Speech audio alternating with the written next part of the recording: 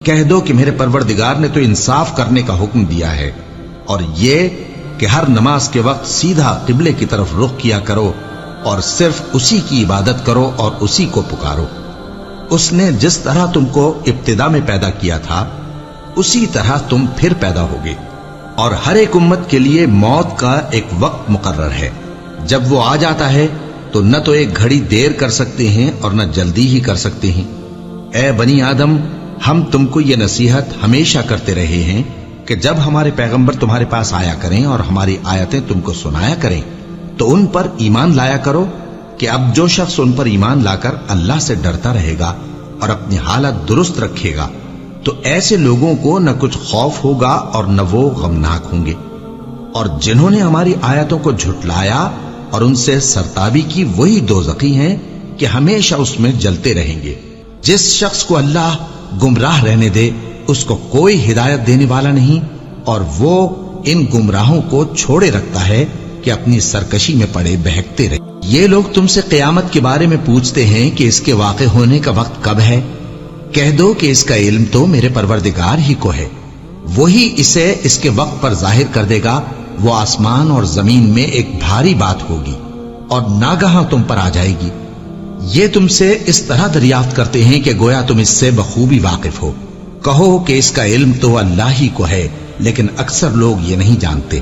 کہہ دو کہ میں اپنے فائدے اور نقصان کا کچھ بھی اختیار نہیں رکھتا مگر وہ جو اللہ چاہے، اور اگر میں غیب کی باتیں جانتا ہوتا تو بہت سے فائدے جمع کر لیتا اور مجھ کو کوئی تکلیف نہ پہنچتی۔ میں تو مومنوں کو ڈر اور خوشخبری سنانے والا ہوں۔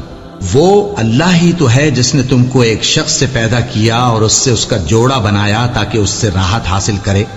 سو جب وہ اس کے پاس جاتا ہے تو اسے ہلکا سا حمل رہ جاتا ہے اور وہ اس کے ساتھ چلتی پھرتی ہے۔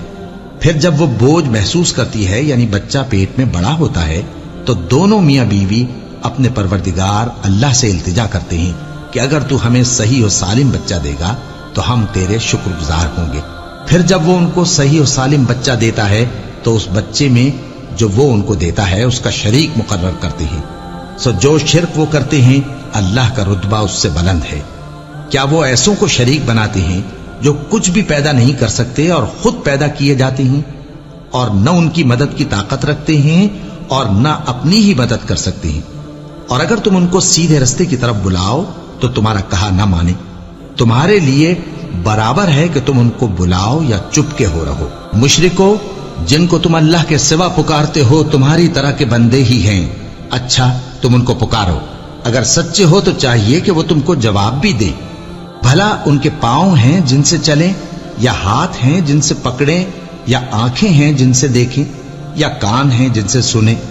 کہہ دو کہ اپنے شریکوں کو بلا لو اور میرے بارے میں جو تدبیر کرنی ہو کر لو، اور مجھے کچھ مہلت بھی نہ دو، پھر دیکھو کہ وہ میرا کیا کر سکتی ہیں۔ میرا مددگار تو اللہ ہی ہے جس نے کتاب برحق نازل کی، اور وہ نیک لوگوں کو دوست رکھتا ہے۔